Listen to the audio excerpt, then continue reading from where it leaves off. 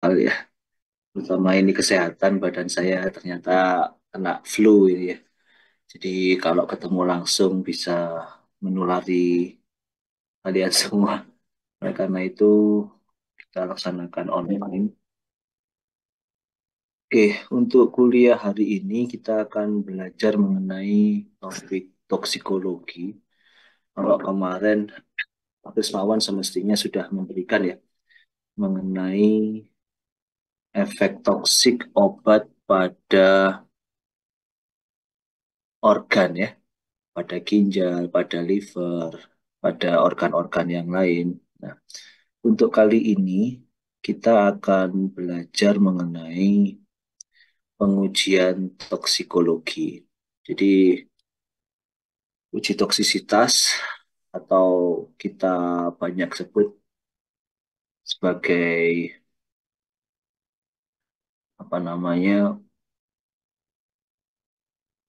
pharmacological safety atau toksisitas uji non klinik gitu ya. Jadi kita tahu bahwa obat atau zat atau sebuah dosage form sebelum menjalani dijual gitu ya, sebelum mengalami market atau dipasarkan istilahnya itu menjalani berbagai pengujian. Nah, sesuatu yang wajib dilakukan oleh perusahaan farmasi yaitu untuk bisa melakukan pengujian. Nah, kita memiliki beberapa tahap pengujian yaitu non-clinical test dan clinical test. Nanti kita jelaskan apa itu maksudnya. Nah, ini aturan yang harus Anda pahami ya. Jadi ada Per BPOM nomor 10 tahun 2022. Kemudian nanti ada kalau Anda ingin melihat lebih lanjut lagi ada OECD guideline. Jadi OECD itu adalah sebuah konsorsium yang diikuti oleh lebih dari 80 negara ya, salah, termasuk Malaysia, termasuk Indonesia yang apa ya, yang menjelaskan mengenai atau mengatur berbagai aturan-aturan, menetapkan standar-standar dan negara-negara yang menjadi anggotanya harus mengikuti standar tersebut atau meratifikasi. Nah, ketika standar itu sudah dilakukan oleh negara tersebut, maka pengujian yang dilakukan oleh negara tersebut akan diakui oleh negara anggota yang lain. Jadi tidak perlu dites ulang. Jadi ini adalah sebuah efisiensi yang sangat besar. Nah, pertanyaannya adalah mampukah negara kita untuk mengikuti standar tersebut? Nah, ini sangat luas, terutama dalam bidang pangan, ya, kemudian lingkungan, termasuk obat. Ini OECD ini satu konsorsium yang sangat kuat ya. Negara-negara persemakmuran seperti Malaysia, kemudian Australia, dan negara-negara di sekitar Asia Pasifik, Amerika, dan Eropa itu merupakan anggota dari OECD. Karena itu memantaskan bagaimana kita untuk mampu memenuhi standar itu menjadi sangat penting. Kemudian adalah ICH Safety Guideline. ICH ini adalah internasional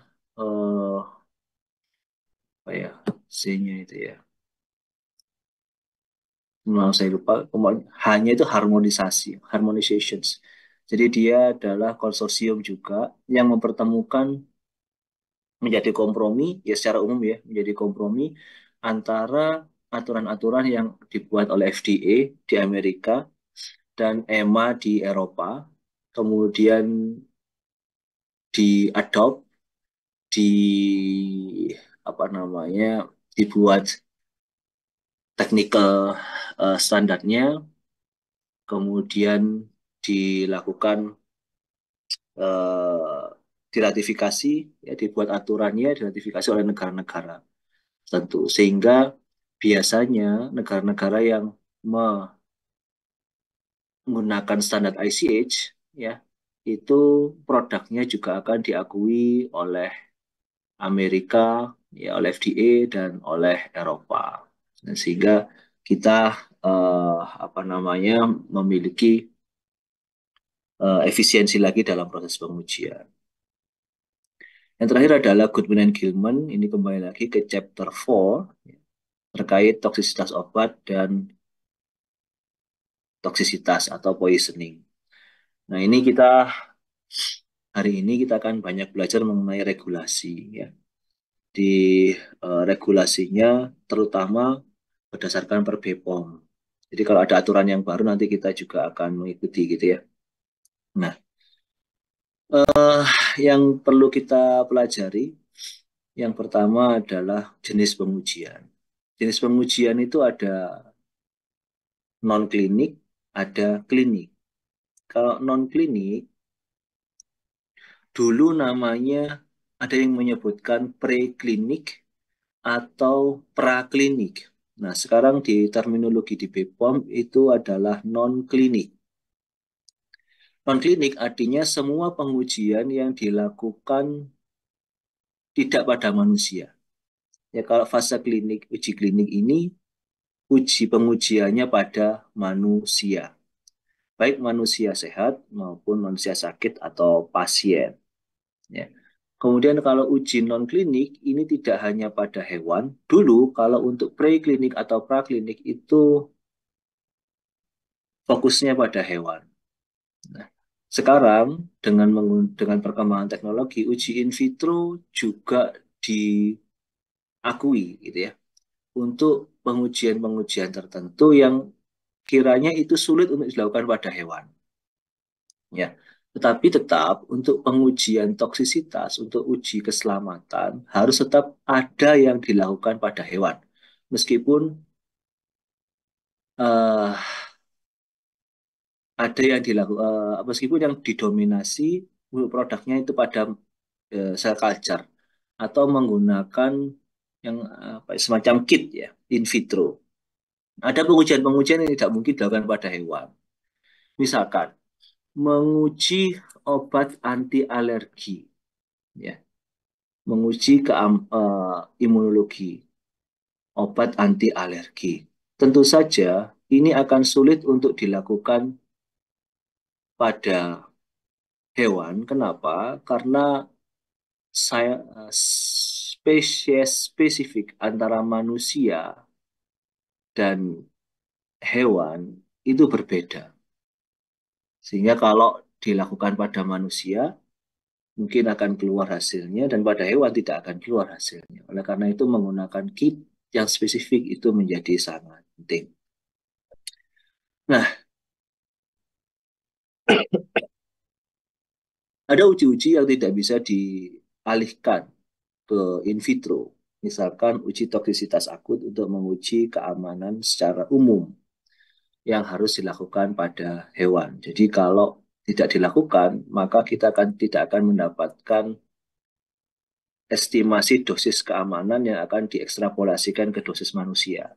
Oleh karena itu, jadi kalau ada pengujian hanya dilakukan pada in vitro, itu tidak akan bisa berlanjut ke uji klinik.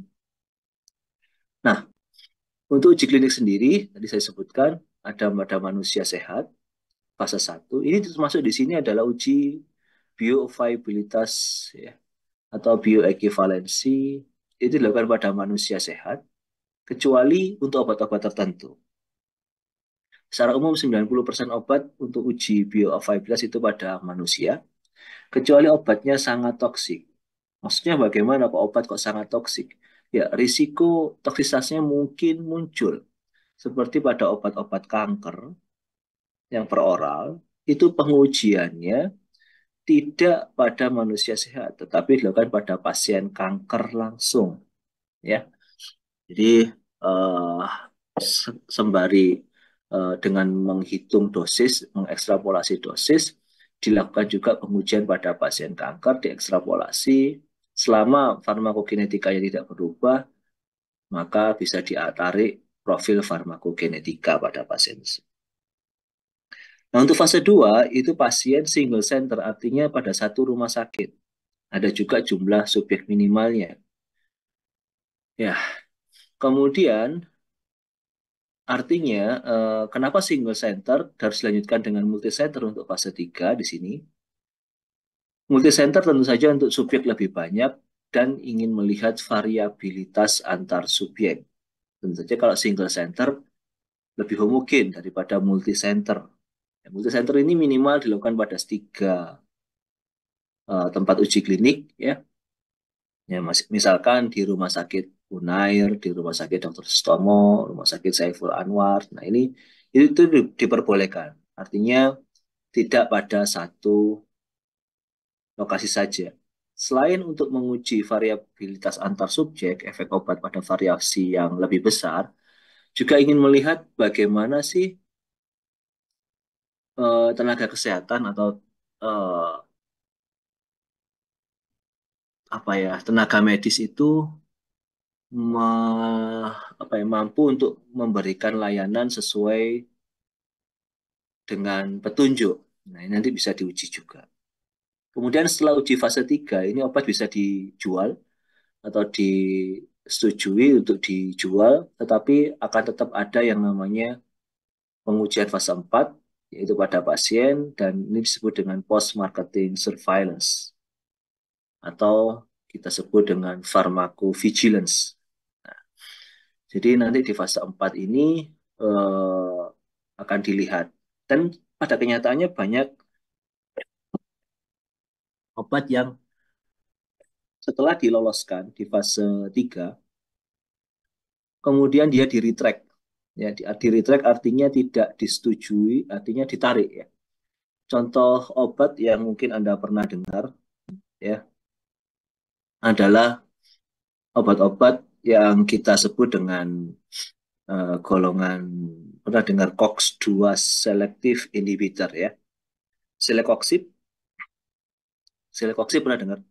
Nah, Celecoxib itu obat COX-2 selective inhibitor yang saat ini masih disetujui, satu-satunya, ya. Selective inhibitor COX-2 yang disetujui produknya Pfizer. Nah, pada waktu itu eh, Pfizer juga mengeluarkan COX-2 selektif, setelah Celecoxib mengeluarkan obat yang namanya Rofecoxib. Rofecoxib ini lebih kuat, lebih potensinya lebih baik daripada Celecoxib. Nah, setelah dijual mungkin setahun, ya, ternyata obat ini harus di-retract, ya, harus dibatalkan izinnya, ya, karena efek samping pada jantung. Nah, juga ada obat yang sangat terkenal, ya, untuk diabetes waktu itu, namanya rosiglitazone. Rosiglitazone. Mungkin Anda pernah dengar obat anti diabetes pioglitazone atau glitazone, ya. Ini adalah obat yang sangat baik, ya, meningkatkan sensitivitas reseptor insulin.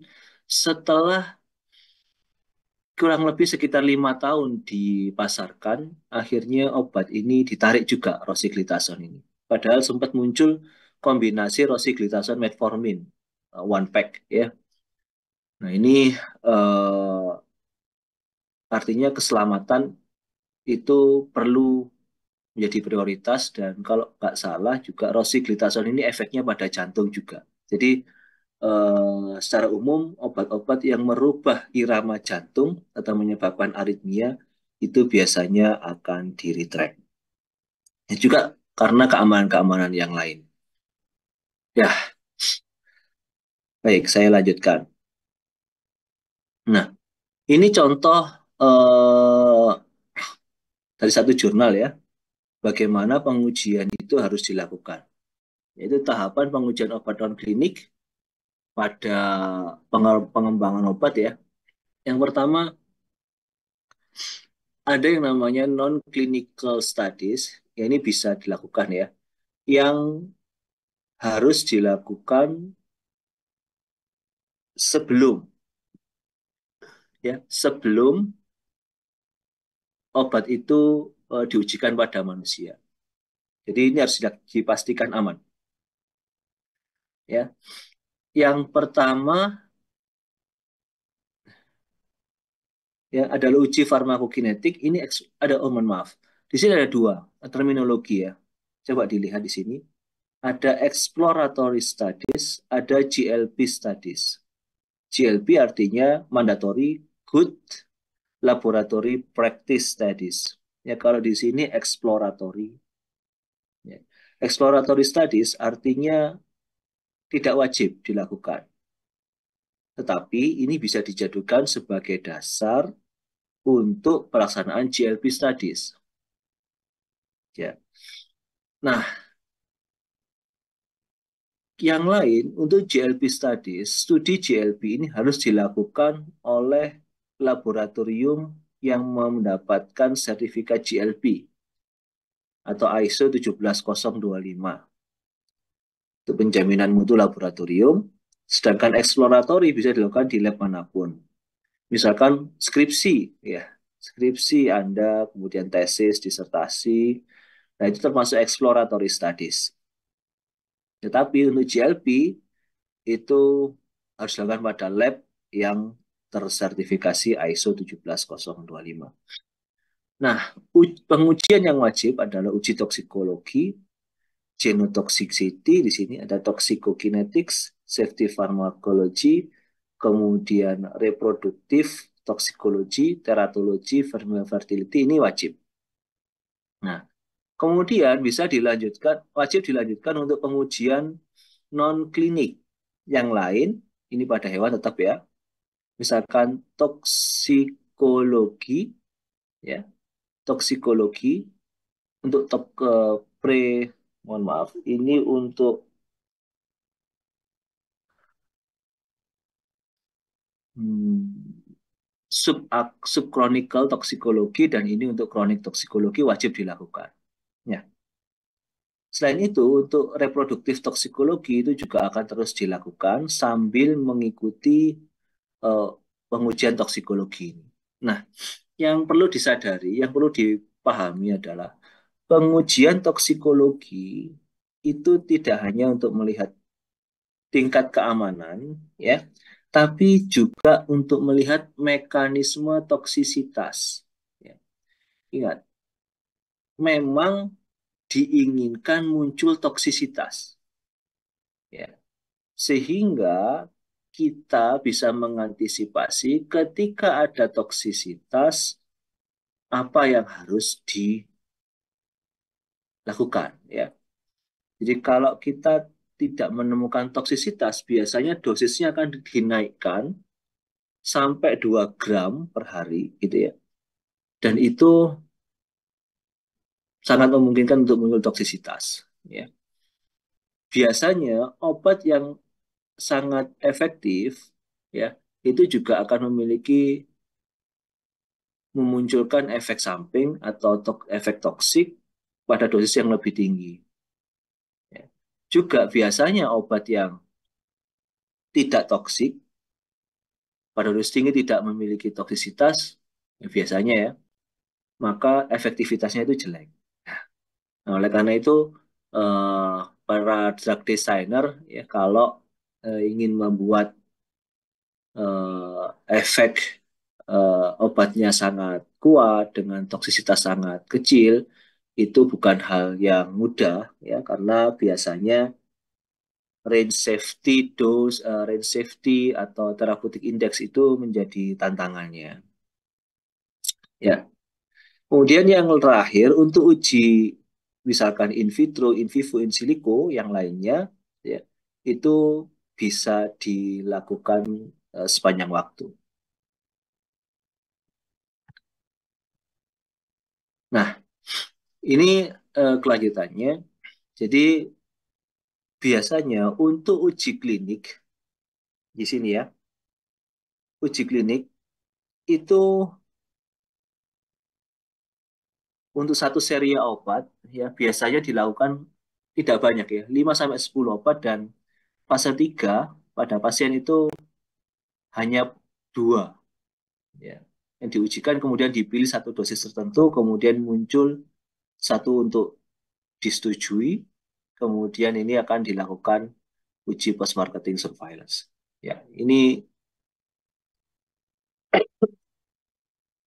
adalah tipikal, ya, dan kalau kita lihat waktu yang dibutuhkan untuk menemukan obat baru sampai mulai dari nol sampai rilis itu sekitar 10 tahun untuk industri yang besar, ya. Jadi kalau kita mungkin di Indonesia mungkin masih sampai di sini, ya, screening kemudian pengujian mungkin di sini.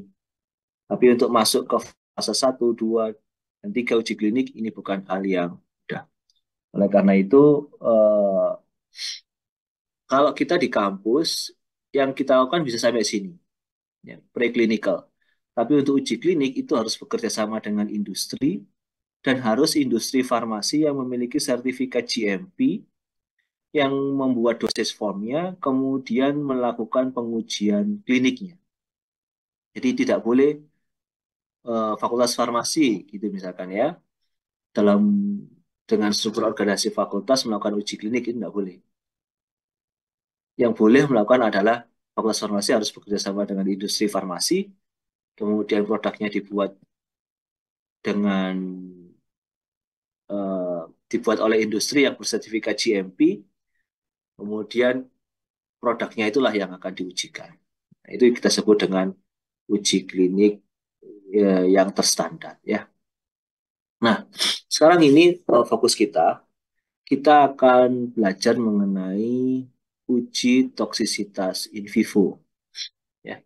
Uji toksisitas in vivo ini adalah uji toksisitas non klinik, ya, yang dilakukan pada hewan uji, ingat hewan uji, untuk mendeteksi efek toksik pada sistem biologi. Memang tujuannya adalah untuk mendeteksi efek toksik pada sistem biologi dan untuk memperoleh data dosis respon yang khas dari sediaan uji.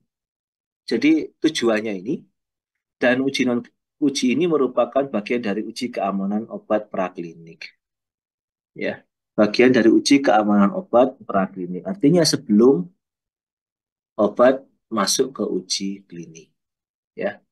Jadi tujuannya saja sudah untuk mendeteksi efek toksik, ya.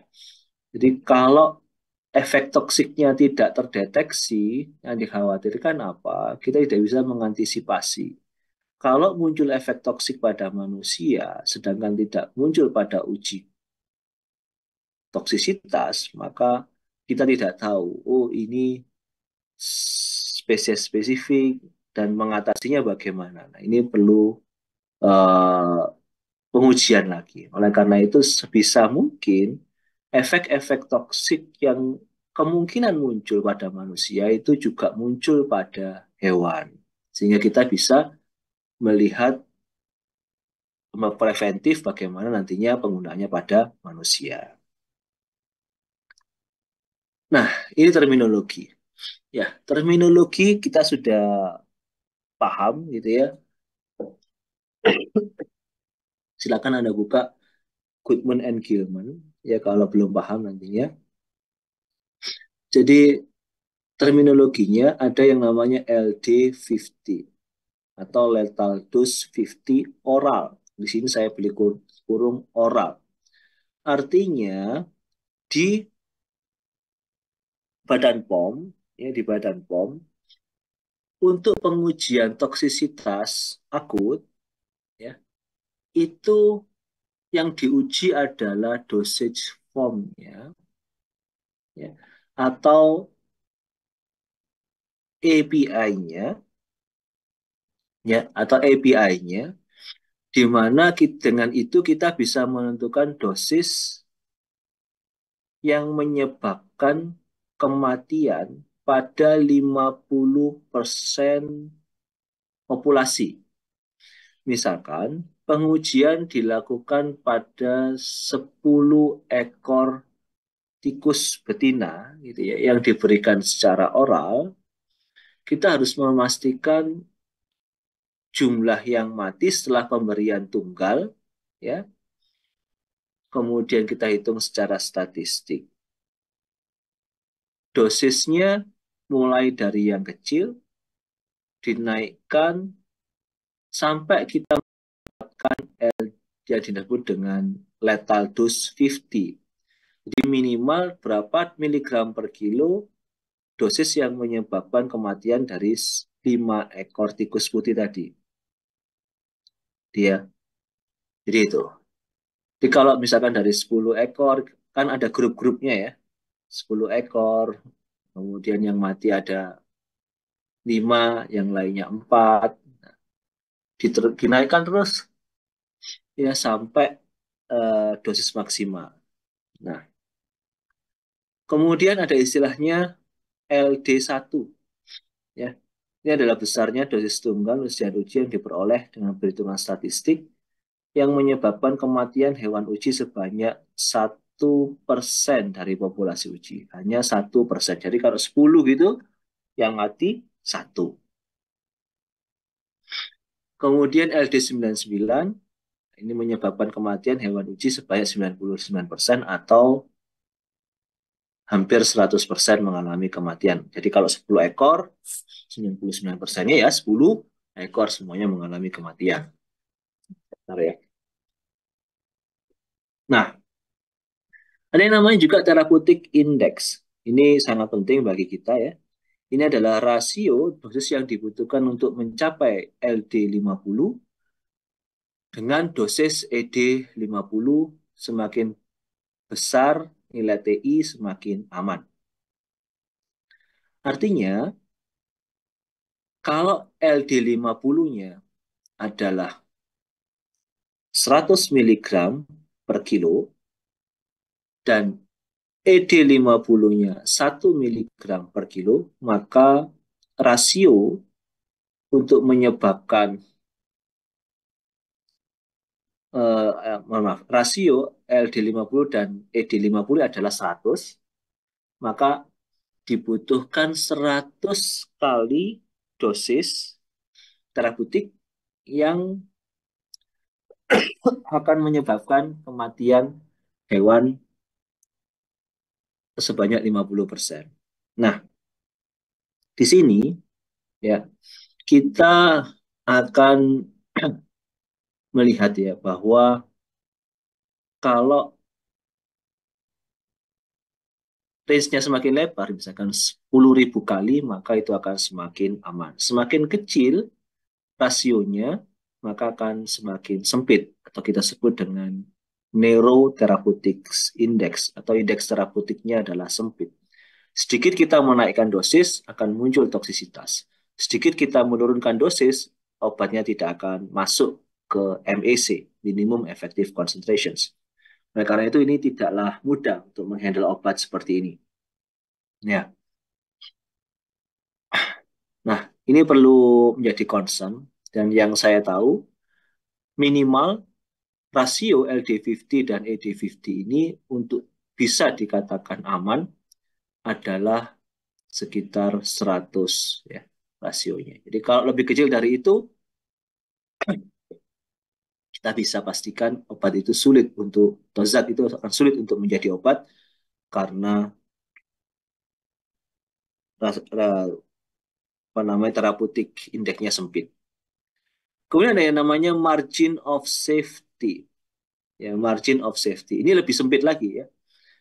Rasio LD1 atau kematian yang dialami oleh 1% dari populasi uji dibandingkan dengan ED99 atau effective dose 99%.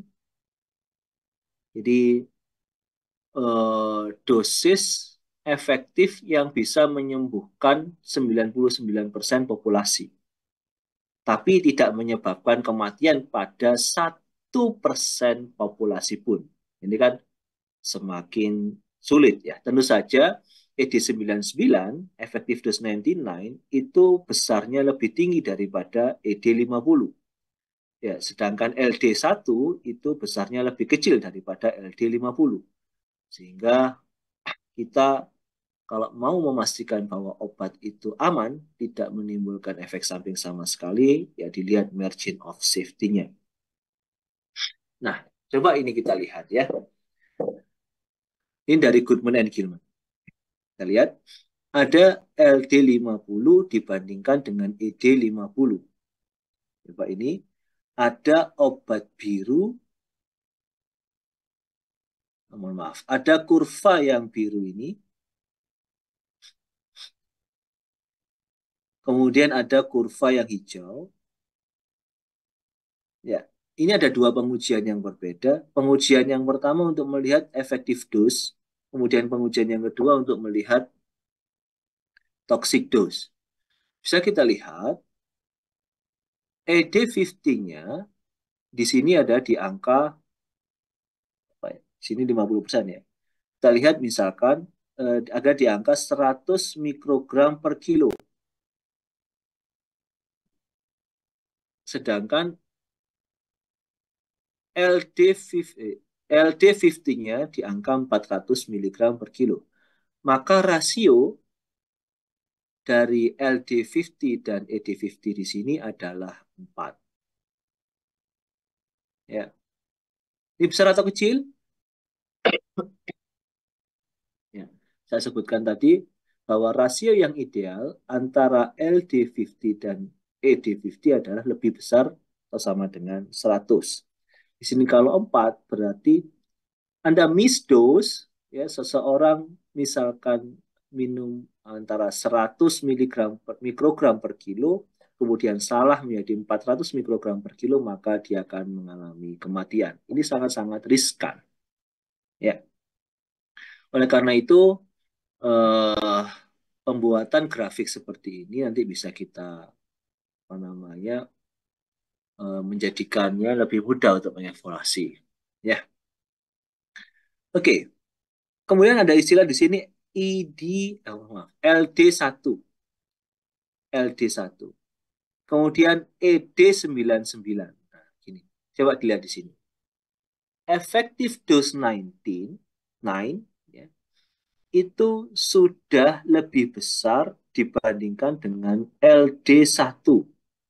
Artinya dosis yang mampu menyembuhkan 99% populasi, nilainya sudah lebih tinggi dibandingkan dengan LD atau lethal dose atau dosis yang menyebabkan kematian pada 1% populasi.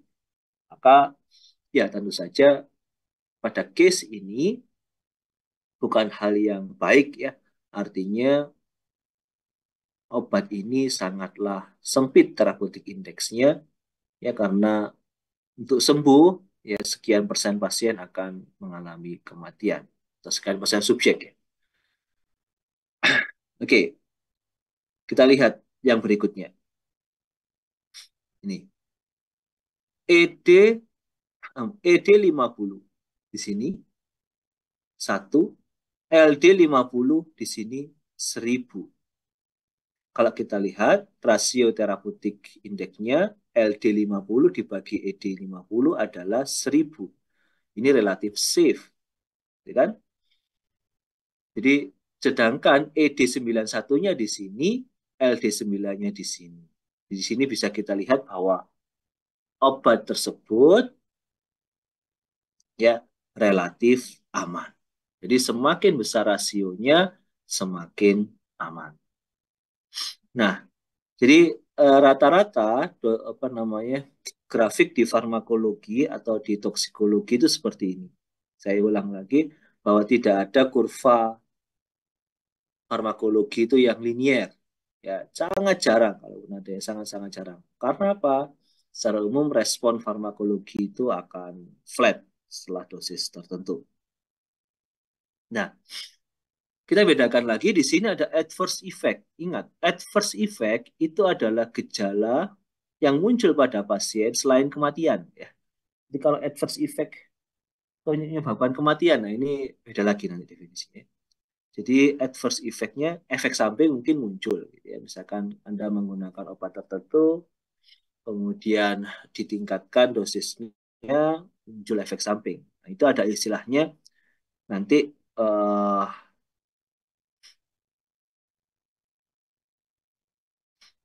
akan muncul istilahnya. Jadi kalau seseorang meningkatkan dosisnya, maka akan muncul efek samping. Nah, kita sebut ada tadi disebut NOEL, non-observed adverse effect level, NOAEL,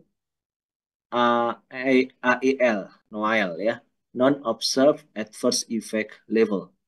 Jadi dosis terkecil yang tidak menimbulkan efek samping. Itu berapa? Itu harus didefinisikan. Dan salah satu tujuan dari pengujian toksikologi untuk menentukan dosis tersebut. Oke, nah kita lihat apa itu uji toksisitas. Ya, uji toksisitas adalah pengujian yang dilakukan pada hewan uji ya, oleh tenaga, oleh laboratorium yang telah mendapatkan sertifikat GLP serta pengujiannya disetujui oleh komite etik. Ada prinsip replacement, reduction, and refinement, ya, di mana prinsip-prinsip ini untuk meminimalkan jumlah hewan yang dikorbankan atau hewan diperlakukan tidak dengan semestinya atau hewan dikorbankan dengan sia-sia, ya, sehingga perlu dikaji lebih dulu. Nah, setiap uji menggunakan hewan harus mendapatkan namanya persetujuan komite etik. Komite etik itu siapa? Itu adalah board ya, yang memiliki izin untuk mengkaji bagaimana perlakuan terhadap hewan, mulai dari perencanaan penelitiannya sampai bagaimana melakukan sacrifice, sampai bagaimana setelah disacrifice hewan tersebut di apa istilahnya, dikubur atau diperlakukan ya. Nah, itu yang paling penting adalah komite etik dapat menilai protokol hewan sebelum pengujian dimulai. Jadi kalau setelah pengujian dimulai, kemudian baru diajukan uji ethical clearance, ini artinya pelaksanaan penelitian sebelum munculnya sertifikat layak etik dikatakan ilegal atau tidak memenuhi prinsip-prinsip uji etik. Ini sangat berbahaya. Nah, ketentuan umumnya di peraturan BPOM ini untuk pengujian itu ada 18 aspek ya. Untuk cara pelaporan atau apa namanya, penulisan protokol yang diajukan ke BPOM, di antaranya adalah persetujuan etik. Perlu dipahami bahwa persetujuan etik ini menjadi hal yang utama. Jadi ya, jadi kalau Anda lihat yang ada di peraturan Badan POM tersebut, ya, jadi nomor satu pasti terkait persetujuan komite etik, kemudian persyaratan-persyaratan yang lain, ya, mulai dari sediaan ujinya bagaimana, penerapan cara uji klinik yang baik bagaimana, termasuk sarana prasarananya, peralatan lingkungan, penyiapan sediaan uji, volume pemberian sediaan uji, dosis uji, kelompok kontrol, cara pemberian sediaan, hewan uji, kondisi ruangan dan pemeliharaan, ya, randomisasi. Nah, ini semuanya di apa namanya harus dipenuhi oleh lab yang akan melakukan uji klinik. Atau dalam protokol tersebut harus dituliskan dengan jelas. Setiap protokol uji klinik untuk setiap protokol uji non klinik untuk registrasi obat, calon obat baru gitu ya, itu harus disetujui oleh BPOM. Ya. Jadi pertama Anda harus mendapatkan persetujuan dari komite etik, kemudian disusun secara lengkap, diajukan ke BPOM. Nah, BPOM akan mengkaji. Setelah dikaji akan diputuskan perlu revisi, ditolak, atau diterima tanpa revisi.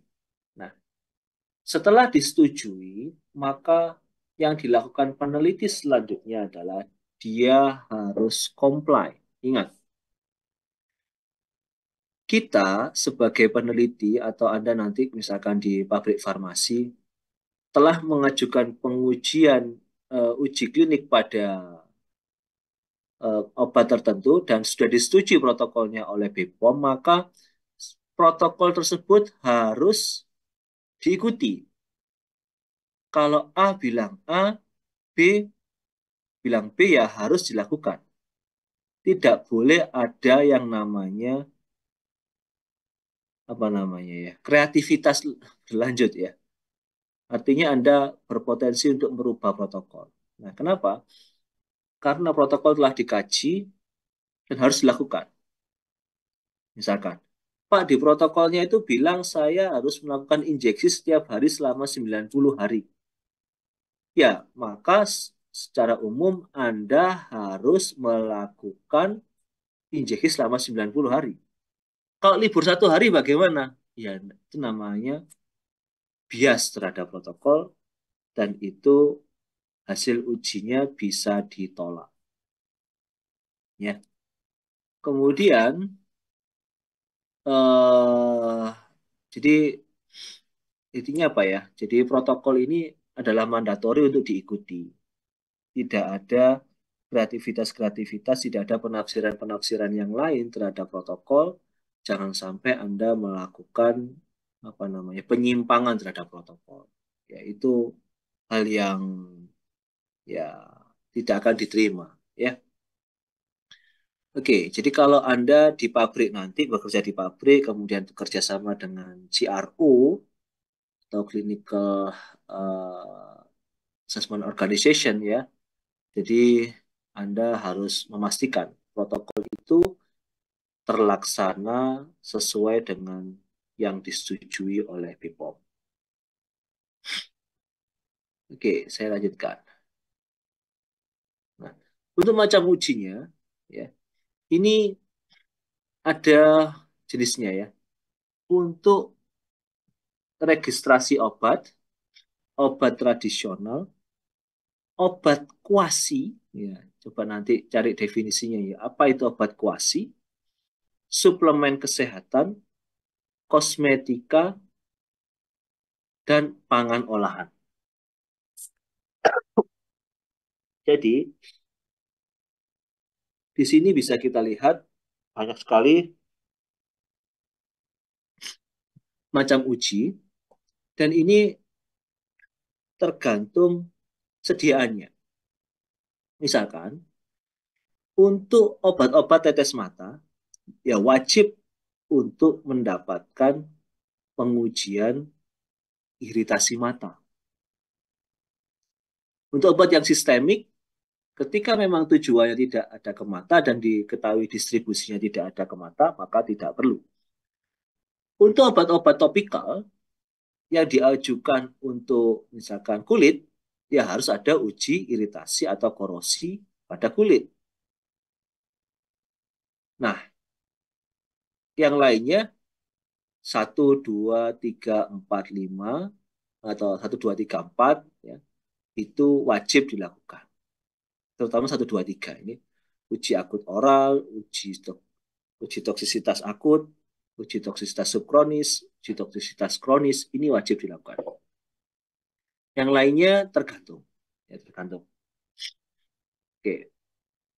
Nah, sekarang kita lihat satu persatu. Apa itu uji toksisitas oral? Ya. Tujuan ujinya untuk mendeteksi toksisitas intrinsik suatu obat, menentukan organ sasaran. Ingat, menentukan organ sasaran ini sangatlah penting. Seperti yang saya sampaikan tadi, bahwa uji toksisitas itu untuk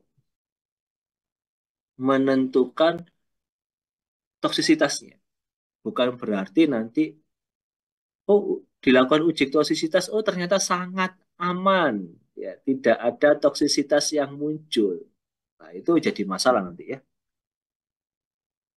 Kemudian melihat kepekaan spesies, artinya nanti Anda bisa membandingkan beberapa spesies antara mencit, mungkin tikus, kelinci, atau anjing, ya itu bisa dilakukan.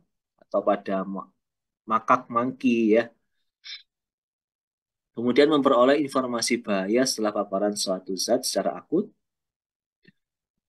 memperoleh informasi awal terkait dosis yang digunakan, merancang uji toksitas selanjutnya, dan memperoleh nilai LD50. Ingat, uji toksitas akut ya secara oral, tujuan yang penting adalah memperoleh nilai LD50 ya, serta penentuan penggolongan bahan atau sediaan dan pelabelan. Ya, jadi uji toksis akut dengan menggunakan hewan coba diperlukan untuk mendeteksi efek toksik yang muncul dalam waktu singkat. Setelah pemberian obat dosis tunggal atau berulang yang diberikan dalam waktu tidak lebih dari 24 jam. Apabila dilakukan berulang, maka interval tidak kurang dari 3 jam. Nah ini seperti ini. Seringkali obat-obat atau zat-zat API yang akan diujikan itu memiliki apa namanya ya, konsentrasi yang sangat kecil atau kelarutan yang sangat kecil. Karena ini pengujiannya per oral, maka dibutuhkan volume besar. Padahal tikus itu memiliki volume lambung maksimal adalah 5 mili misalkan ya. Anda sondekan 5 mili, ternyata belum juga ter obatnya terlarut. Maka harus Anda bagi. Misalkan baru terlarut dalam 100 mili dosis efektifnya misalkan, maka Anda harus bagi dua. Maka ini diperbolehkan dan masih dalam definisi uji toksisitas akut ketika Anda berikan dosis yang pertama, misalkan pagi jam 7 gitu ya, maka dosis yang berikutnya tidak lebih dari 24 jam Anda injeksikan atau Anda berikan secara sonde dan dilakukan tidak kurang dari 3 jam. Jadi kalau sekarang jam 7 itu disondekan, maka dosis berikutnya adalah minimal jam 10. Jam 11 boleh enggak, Pak? Boleh ya. Jadi tetap boleh untuk mendapatkan efek berulang, apa mungkin dosis berulang. Nah Pak, kalau harus 3 kali, maka ya jam 7, kemudian jam 10, ditambah lagi jam 1 siang. Itu nanti ya. Jadi kenapa harus 3 jam minimal? Untuk memberikan waktu kepada hewan untuk bisa mengabsorpsi sempurna pada dosis yang sebelumnya. Ya, khawatirnya kalau lebih dari kalau kurang dari 3 jam maka ada obat yang tidak terabsorpsi, maka efek toksiknya tidak akan muncul sesuai dengan yang diinginkan. Atau kita menganggapnya aman padahal obatnya tidak terabsorpsi. Nah, dalam pengujian toksisitas akut ada 3 metode dalam penentuan dosisnya. Nah, ini bisa dilakukan salah satunya, bisa dipilih ya. Bisa dipilih tapi tidak dikombinasi antar ketiganya ya. Jadi bisa dipilih. Nanti Anda baca aturannya ya. Yang pertama adalah fixed dose. Jadi dalam melakukan pengujian ada yang namanya fixed dose method. Artinya untuk bahan uji dengan derajat toksisitas sedang dan dosis yang dipilih adalah dosis yang tidak menimbulkan kematian, nyeri hebat, iritatif atau korosif. Ya, biasanya ini untuk bahan-bahan yang ya. Kemudian ada akut toxic dose method. Ya. Ini tidak ditujukan untuk menghitung nilai pasti LD50, tetapi untuk menentukan paparan rentang di mana kematian diperkirakan karena proporsi kematian hewan coba merupakan endpoint utama dari penelitian ini. Jadi metode ini memungkinkan penentuan LD50 hanya ketika setidaknya 2 dosis mengakibatkan kematian. Ya, jadi apa namanya, dosis dipilih ya untuk tidak untuk menentukan LD50 ya di sini. Nih. Kemudian untuk up and down prosedur ini biasanya yang sering digunakan ya. Ini untuk menentukan LD50 ya, dilakukan bahan uji dapat menyebabkan kematian dalam waktu 1 atau 2 hari. Metode ini tidak direkomendasikan digunakan pada pasien dengan ekspektasi kejadian kematian lebih dari 5 hari. Jadi biasanya yang kita gunakan yang ini. Jadi dipilih dulu dosisnya, kemudian dinaikkan untuk mendapatkan LD 100, juga diturunkan untuk mendapatkan LD 0. Ya. Nah ini adalah interpretasi hasil. Nah ini berdasarkan, ini untuk obat ya. Obat tradisional, suplemen kesehatan, dan bahan lainnya itu menggunakan kriteria ini. Apabila obat tersebut memiliki LD50 di bawah 5 mg per kilo, maka disebut dengan super toksik. Ingat, super toksik bukan berarti tidak bisa menjadi obat. Ya. Obat yang super toksik ini bukan berarti tidak bisa menjadi obat ketika rasio terapeutik indeksnya lebar. Ya. Sehingga misalkan lebih dari 10.000, maka obat tersebut memiliki mungkin efektif dosnya di bawah 5 mikrogram. Maka itu akan bisa Anda gunakan sebagai obat. Kemudian sangat toksik 5-5 mg per kilo. Kemudian toksik itu 50-500 mg per kilo dan seterusnya sampai tidak toksik itu di atas 5.000 mg per kilo. Jadi ketika API tersebut pada dosis 50 mg per kilo, maaf, 5.000 mg per kilo atau 5 gram per kilo ya, diberikan belum menyebabkan kematian pada 50% obat, maaf, 50% hewan, maka disebut tidak toksik. Beda dengan obat, ini untuk bahan kimia seperti pestisida. Ya, itu begini. Jadi ada kriterianya ya, kategori 1, 2, 3, 4, dan 5. Dosisnya juga berbeda, di sini 2.000 mg per kilo maksimalnya, minimalnya sama ya. Di sini tidak ada kriteria super toksik atau tidak, tapi masuk kategori 1. Misalkan ada zat kimia memperoleh kategori 1, maka itu ya mungkin hampir mirip dengan super toksik gitu ya. Ya, bisa kita lihat. Ketika diinjeksikan 2-5 ekor hewan mati. Ya. Kalau yang 5-50 di sini, 1 ekor menunjukkan gejala toksisitas, tapi ditambah lagi dengan 2 dari 5 ekor hewan mati. Seperti ini. Ini tergantung dosisnya ya. Oke, saya lanjutkan. Ya, sorry. Jadi, pada uji toksisitas akut, itu ya, endpoint utamanya adalah LD50, tetapi juga Jadi gini, pengamatannya itu nanti akan dilihat 14 sampai 14 hari setelah obat diinjeksikan. Kemudian di hari terakhir, obat, maaf, hewan disacrifice untuk diambil organnya. Ingat, untuk uji toksitas akut, selain melihat kematiannya, tapi juga melihat toksisitasnya di mana. Jadi misalkan hewan diinjeksi jam 7, ya. Jam 10 hewan diketahui mati gitu ya.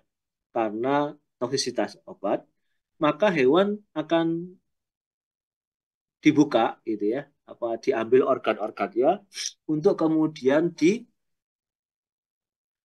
dilakukan pengamatan pada organ-organ tersebut. Kira-kira apa yang menyebabkan toksisitas? Apakah di jantung, di liver, di ginjal, paru, atau organ yang lain. Jadi dilakukan histopatologi, uji molekular marker, dan lain-lain. Dan itu wajib dilaporkan ke BPOM. Nah, yang tidak mati bagaimana, Pak? Yang tidak mati pun pada hari ke-14 disacrifice ya untuk diambil organnya. Juga dilihat.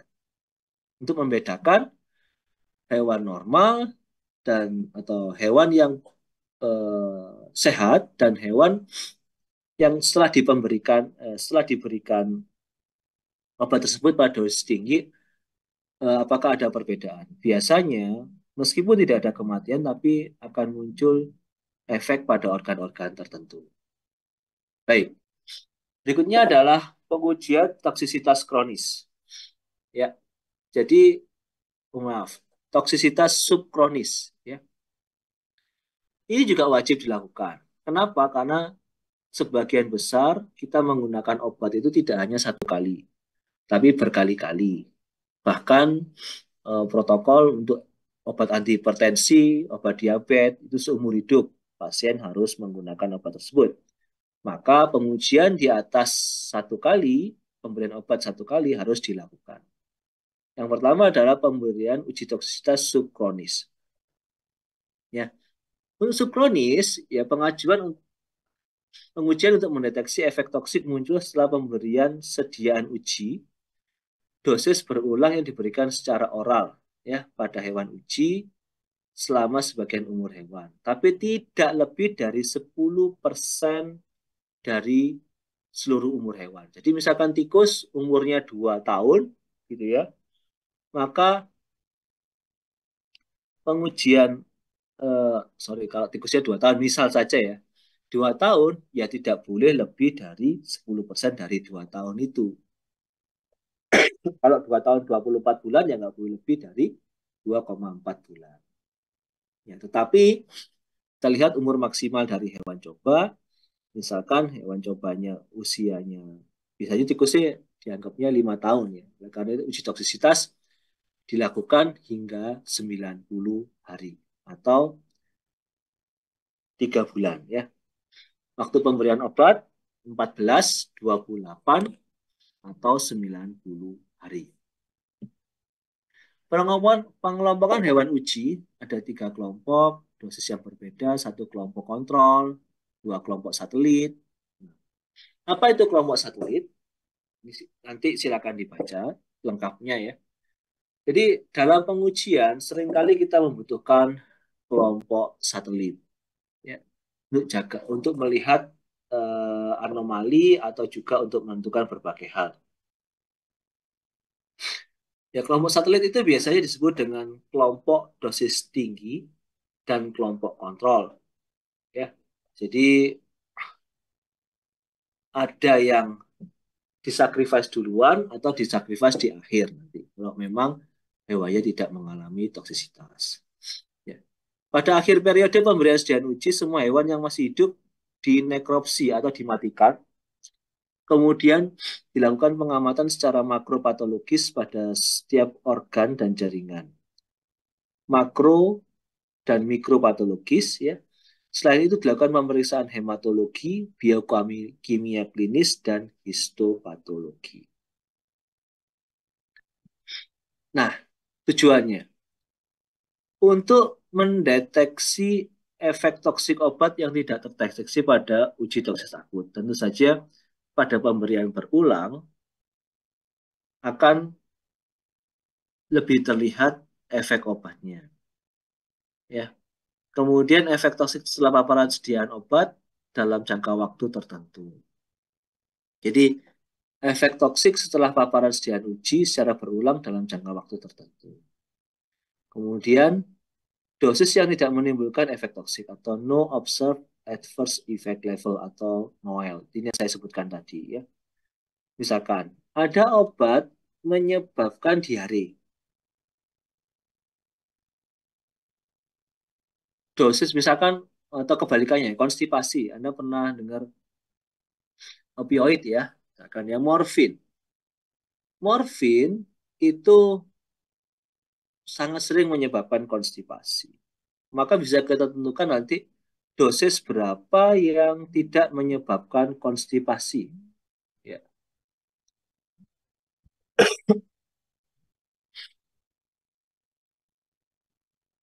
Ya. Dosis berapa yang tidak menyebabkan konstipasi. Ini bisa kita lihat. Atau dosis berapa yang tidak menimbulkan efek samping berikutnya.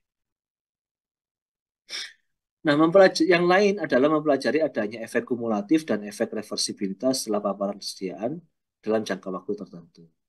Di sini ada efek kumulatif. Apa itu kumulatif?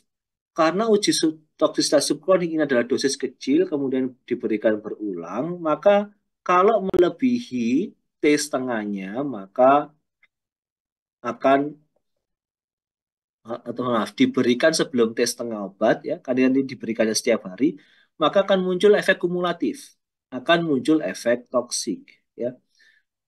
Kemudian ada efek reversibilitas. Ya, kalau obat misalkan diberikan setiap hari, kemudian di stop, maka organ-organ tersebut akan memperbaiki diri, ya, sehingga tidak muncul efek toksiknya. Nah, ini bisa kita lihat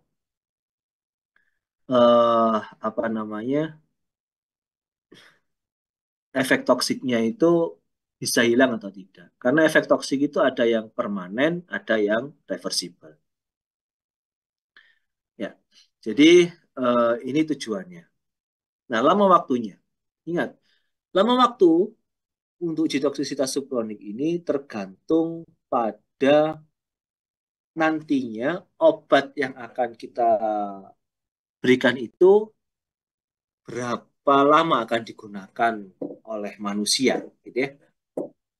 Misalkan untuk sediaan uji yang penggunaannya secara klinis dalam bentuk sekali pakai atau berulang waktu kurang dari 3 hari, maka uji toksisitas subkronisnya cukup 14 hari. Ya, cukup 14 hari. Nah, ini biasanya dilakukan juga untuk obat tradisional. Kenapa obat tradisional cukup 14 hari? Ya, karena obat tradisional multi compound ya dan tingkat keamanannya relatif baik. Ya. Untuk obat-obat yang digunakan sampai 1 minggu, ya, maka diberikan selama 28 hari per oral. Kemudian untuk yang berulang digunakan selama sebulan, maka pengujiannya bisa sampai 90 hari. Nah, ingat, kalau protokol ini sudah disetujui, 90 hari, 28 hari, 15 hari, maka harus dilakukan setiap hari. Ya. Jadi tidak boleh ya libur 1 hari gitu, tidak boleh. Apapun alasannya, ini harus dilakukan. Ini pelaporannya, protokol apa namanya, pelaporannya itu harus lengkap seperti ini. Ya, efek toksik yang muncul, gejalanya, makropatologinya, waktu, noelnya dilaporkan, data berat badan, makanan, dan seterusnya. Ya, jadi ini lengkap di dalam peraturan BPOM tersebut sudah ada, tinggal disesuaikan ya. Kemudian yang berikutnya adalah uji toksisitas kronis. Uji toksisitas kronis ini dilakukan lebih lama dibandingkan subkronis, ya. Waktunya 9 sampai 12 bulan. Luar biasa ya. 9 sampai 12 bulan. 1 tahun, ya. Saya kira tidak ada mahasiswa yang mau skripsi mengambil uji toksisitas kronis gitu ya. Ya. Jadi bisa-bisa setahun Anda tidak lulus gitu nanti ya. Dan ini dilakukan ya pada sediaan uji yang secara umum dikenal aman untuk 9 bulan, misalkan jamu atau fitofarmaka, sedangkan untuk 12 bulan untuk senyawa murni, API, yang memiliki potensi toksik. Misalkan pada sediaan uji yang mengandung bahan baru, mengandung bahan kimia tertentu, hasil fraksinasi, dan lain sebagainya. Kalaulah memang itu ekstrak, maka cukuplah di 9 bulan. Tapi kalau untuk hasil fraksinasi, isolasi, bahan alam ya, itu dilakukan selama 12 bulan. Termasuk di sini obat ya. Tujuannya sama ya. Tambahannya adalah untuk melihat efek toksik yang mungkin tidak terdeteksi pada subkronis, karakterisasi toksisitas, dan untuk melihat Noel, yaitu uji dosis yang tidak menimbulkan efek toksik.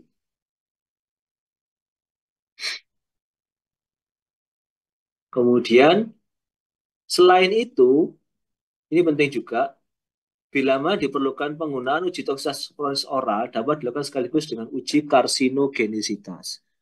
Jadi sekalian, nanti organnya dilihat apakah ada tanda-tanda karsinogenisitas pada organ-organ tertentu. Ini bisa dilihat.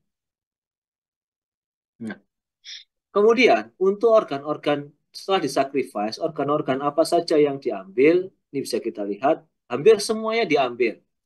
Itu targeted, tapi yang wajib adalah organ-organ utama, terutama ginjal, liver, jantung, paru, limpa, ya, otak, kemudian muscle ya, atau otot. Nah, ini dilakukan untuk semua hewan ya. Tidak boleh uji toksisitas itu dari 10 hewan per grup diambil 3 ekor. Kemudian hanya histologinya hanya 3 ekor. Tidak boleh. Jadi harus semuanya disacrifice, kemudian semuanya organ-organnya dilihat histologinya. Ya. Jadi sangat-sangat kompleks ya, dan biayanya tidak murah juga ini ya. Oke, lanjut. Kemudian ada uji teratogenisitas. Uji teratogenisitas ini adalah suatu pengujian untuk memperoleh informasi adanya abnormalitas pada fetus. Fetus itu janin ya. Ini pada ini sebelum pada manusia ya, maksudnya pada organ-organ fetus dilihat. Apakah akan mempengaruhi organogenesis ya? Kita lihat ya. Biasanya kalau ini pada hewan muncul gangguan gangguan organogenesis, maka obat tersebut apa namanya tidak akan muncul ya notifikasi. Misalkan sangat-sangat dibutuhkan ya tetap bisa disetujui menjadi obat, tetapi notifikasi tidak boleh digunakan pada ibu hamil misalkan, gitu ya. Oke. Jadi efek pada maternal dan kematian ya, organogenesis sekaligus juga melihat daya tembus obat tersebut ke plasenta. Ya. Saya ada uji karsinogenisitas. Ya, kalau tadi teracogenis ini gangguan pada organ pertumbuhan, karsinogenisitas ini pertumbuhan pada sel kanker. Apakah akan menimbulkan kanker? Jadi sekalian, pada uji toksisitas subkronis dan uji toksisitas kronis bisa diambil sampel organnya untuk dilakukan uji marker untuk kanker. ya sekalian. Nah, di sini tujuannya untuk melihat identifikasi karsinogenik suatu bahan yang menyebabkan peningkatan kejadian neoplasma atau yang lainnya. Jadi tentunya obat-obat zat yang misalkan stem cell, nah itu perlu sebenarnya untuk pengujian neoplasma ya, karena stem cell sifatnya suka membelah diri gitu kan, dan tidak berdiferensiasi menjadi sel yang lain. Jadi perlu kiranya untuk diuji. Nah, pengujian yang lain seperti sensitisasi kulit, uji iritasi mata, uji iritasi atau korosi dermal, iritasi mukosal vaginal, toxus akudermal, dan toxus oris dermal ini bisa dilihat pada peraturan BPOM. Ya, jadi karena ini ujinya lokal, ya silahkan nanti bisa dilihat lebih jauh. Oke, saya kira itu kuliah pada pagi ini. Ya, mohon maaf tidak bisa maksimal juga ya karena ini online juga saya kondisinya juga tidak uh, tidak fit gitu ya setelah kemarin perjalanan dari Kalimantan gitu ya, mohon maaf. Eh, Mungkin ada pertanyaan, dipersilahkan sambil saya menyiapkan presensinya. Silakan kalau ada pertanyaan.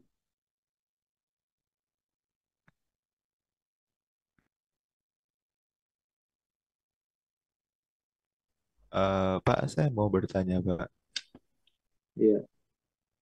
Itu kan tadi buat mencari margin of safety, apa? Buat menentukan margin of safety itu kenapa pakai nilainya ED99 apa nggak sekalian 100 juga gitu, Pak? Kenapa terus juga kayak buat nilai LD, LD kayak tadi kan dijelaskan pakai LD99 kayak tanggung kenapa nggak 100 gitu, Pak? Saya penasaran aja. Oke, sebentar. Saya siapkan, sebentar saya siapkan dulu hari Senin kelas C.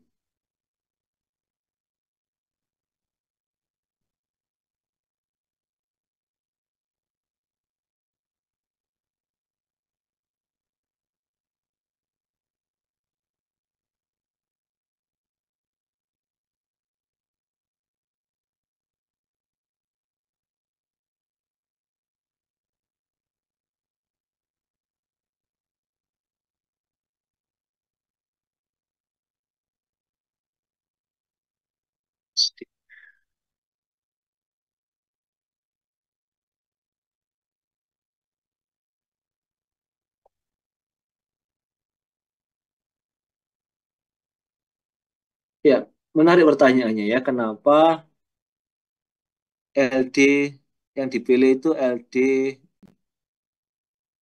LD99 tidak LD 100? Jawabannya, kalau mencari LD99 itu lebih mudah atau lebih susah daripada LD 100?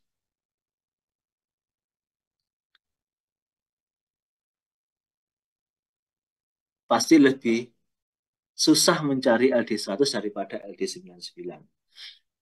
Variasi antar individu yaitu memungkinkan ada satu individu yang mungkin mengalami anomali gitu ya. Mengalami anomali sehingga tidak semuanya mati gitu.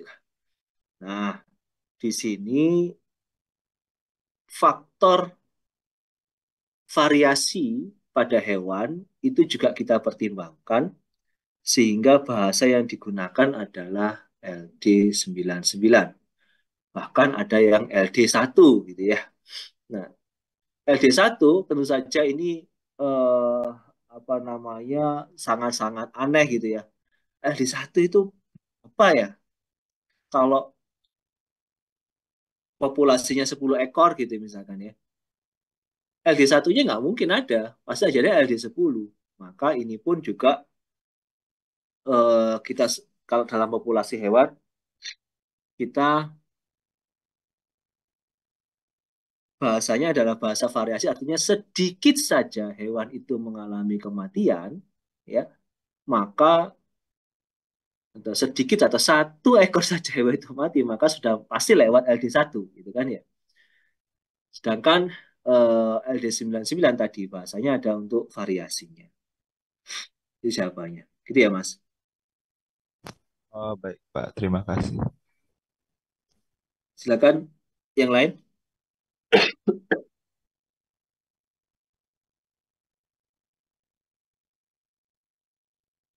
Mohon maaf, Pak. Saya izin mengonfirmasi kembali. Berarti itu karena faktor apa variasi genetik gitu ya, Pak? Iya, variasi bisa genetik atau yang lain, tapi secara umum genetik ya. Dan Oh, eh ya seringkali kita menemukan hal-hal yang sulit dijelaskan ya. Oleh karena itu adalah jalan keluar terkait dengan apa namanya pengujian ya. Jadi kalau LD 100 semuanya harus mati, nah ini susah. Ini susah kadang-kadang tidak terjadi. Oke, ada yang lain? terima Ini kasih, Pak. yang belum bisa presensi siapa?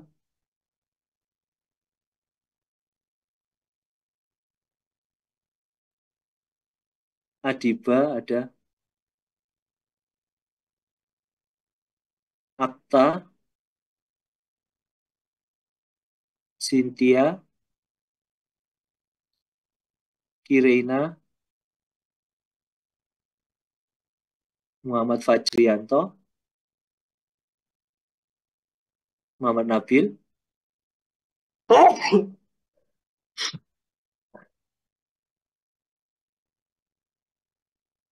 Udah, saya akhiri ya. Tujuh orang Permisi, ini tidak hadir. permisi Pak. Atas nama Nabila Oka, minta tolong diabsenkan. Yang lain Terima kasih Pak. sudah ya. Sama akta, Pak, karena menggunakan satu device. Yang lain ya kalau tidak ada, sudah ya. Baik, kalau tidak ada lagi, saya akhiri. Terima kasih. Selamat pagi. Assalamualaikum warahmatullahi wabarakatuh.